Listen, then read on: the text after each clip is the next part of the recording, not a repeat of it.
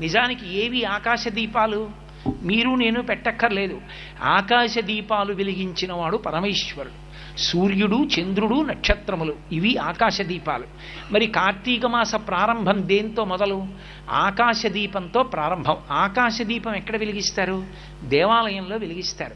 దేవాలయంలో ధ్వజస్తంభానికి తాడు కట్టి ఒక చిన్న పాత్రలో దీపం వెలిగించి గాలికి నిధనం కాకుండా రంధ్రములతో ఏర్పాటు చేసి దాన్ని జాగ్రత్తగా సమంత్రకంగా భగవంతుడి నామాలు చెప్తూ భక్తులందరూ చుట్టూ నిలబడి ఉండగా ఆ దీపాన్ని పైకెత్తుతారు. ఎవరి శక్తి కొలది వాళ్ళు కార్తీక మాసంలో ఆకాశ దీపాన్ని పైకెత్తడానికి చమురో ఒత్తులో ఏవో ఒకటి ఇస్తూ ఉంటారు. అది పైకెత్తుతారు. ఎందుకని? ఇప్పుడు ఆ దీపం ధ్వజస్తంభం మీద ఉండి అంతటా వెలుతురు చిమ్ముతుంది. ధ్వజస్తంభం మీదకి ఏదైనా లాగారు అంటే, పతాకాన్ని ఆరోహణం చేశారు అంటే ఈశ్వరుడికి ఉత్సవం అవుతోందని